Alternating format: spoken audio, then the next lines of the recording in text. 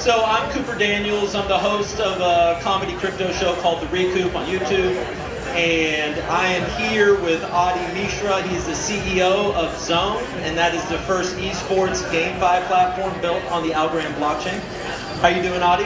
I'm doing good. Just flew in last night. Lovely run. Yeah. Great vibe. So for everybody that might not know you, why don't you tell them a little bit about you and what the origin story of Zone is?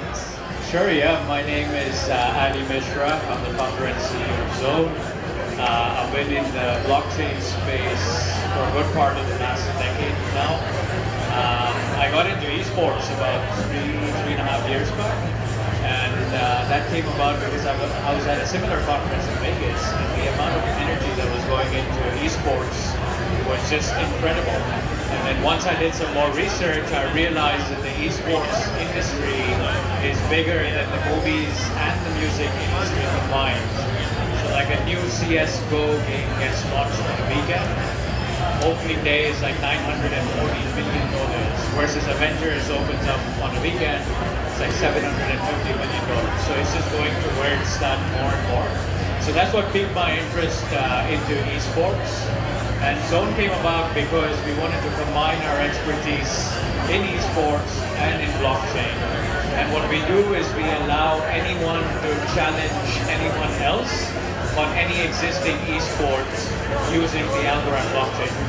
So what that means is, if you're really good at Fortnite and you want to challenge me in Singapore or in Dubai, you can now put up a challenge, and through smart contracts, tokens get locked up in that smart contract, and then we go at it. So that's really what the focus of Zone is for the moment. But really what we want to enable is to allow anyone, even playing real world sports, to be able to challenge each other through the blockchain. And that's where we're headed towards. And that's really cool. We're going to talk about that. You guys acquired the rights to bowling. They got the rights to bowling. That was a really cool kind of thing to happen. But all right. So we're here at the AlgoRanch, so I think we'd be lost or remiss if we didn't discuss why you chose Algorand as the blockchain to build your platform on. So that's a great question. I think, like I said, I've been in this space for a while. And by virtue of being in Singapore, I had the opportunity to look at a lot of different projects very early on. And I've looked at a lot of layer ones, and I've looked at a lot of layer 2 solutions as well. And I think from a technical perspective, nothing that I've seen really comes close to what Algorand has. And as the panelist in the previous panel mentioned, there's no downtime. We cannot have you challenge me and then have downtime on something that's another. And then we fight each other. So I think Algorand became like a natural choice for us, having looked at various different layer 1 and layer 2 projects in the space. I think if you learned anything from AlgoRanch today is that Algorand's better than Salon. I think that's what the vibe is. Hey! Alright, so, sorry. Okay, so, alright. So you just launched on mainnet, about a week ago, right? So how's that going? Or, what are you seeing out there? I know you have a really cool, it's called the Just Play reward program. So chess, we have chess right now, but there's some more games coming. That's right, so we just launched with chess. And just in the last 5 days, we've had about 70,000 games played on Zone. So I think in terms of metrics, we're really up there in terms of usage of projects in the Algorand ecosystem.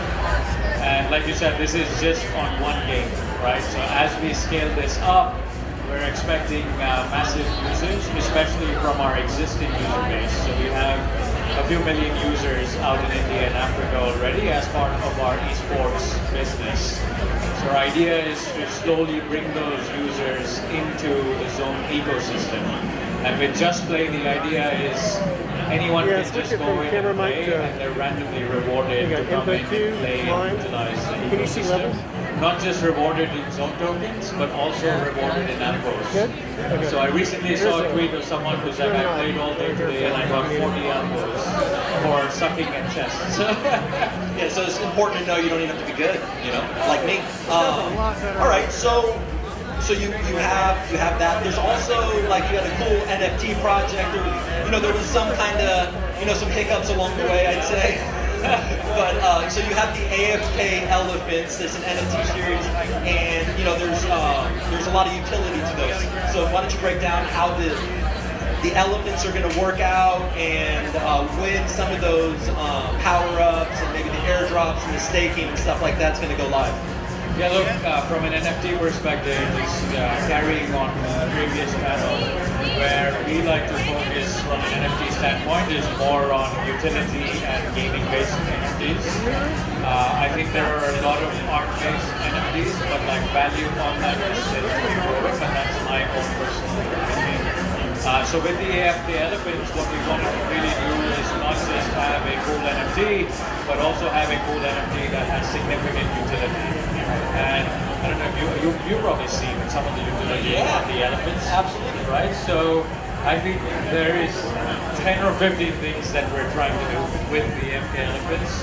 And some of them are very novel. Like one of the things we're doing is combining the ability to combine certain levels of AFK elephants to then burn the old elephants and have new elephants created. And then the elephants give you access to some of the events that we host around the world as well. So we hosted some of the top athletes and celebrities just in the last few quarters who we've had engaged with Zone and then had them play on FIFA and stuff like that as well out in Dubai. And then in addition to that, the first power-up is obviously the ability to get airdrop zone tokens with the elephants. So the idea is to keep evolving on the utility and keep increasing value in the NFT and not just have it as an image or like an art piece, right? The idea is that it actually ties in with the more you use Zone. So the more you use Zone, the more valuable your elephant hypothetically becomes over time. So that's really the idea. And then we're going to be rolling all of these out in the coming few weeks and the next quarter. So we have a lot of different games being added as well.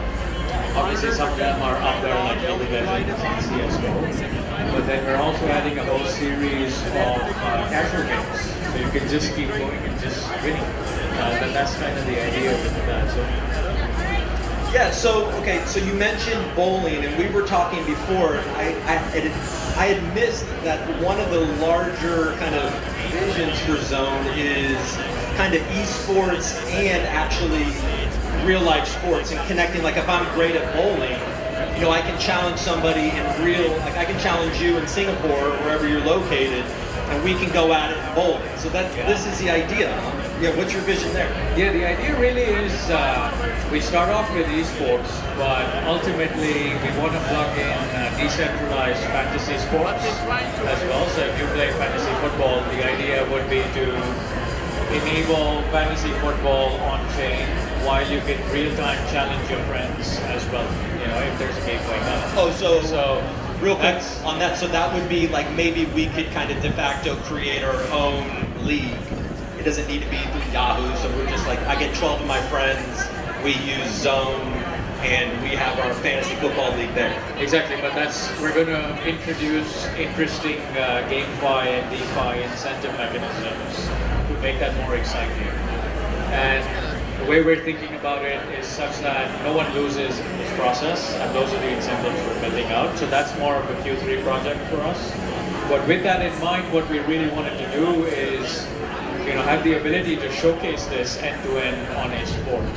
And interestingly enough, through just being in Dubai, an opportunity came along to acquire all of the rights on 1,000-plus-year-old sport. And a sport which is predominantly watched by older generations at the moment, and the sport is trying to revive itself.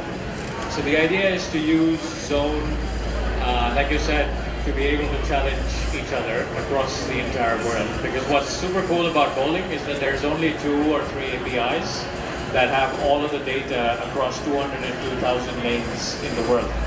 So it's very easy for you to sit in Hollywood and for me to be in Dubai and for us to challenge each other. And the idea is Zone enables that layer of challenging. And then we go ahead in our Q3 sort of roadmap, we add in fantasy sports as well. And then we're planning to do certain really cool things with the elephants and new sets of NFTs as well with real world sports. So hopefully once we showcase this with bowling, the idea is to go to the next sport and the next sport, and then be able to show to the world how sports themselves can be reimagined.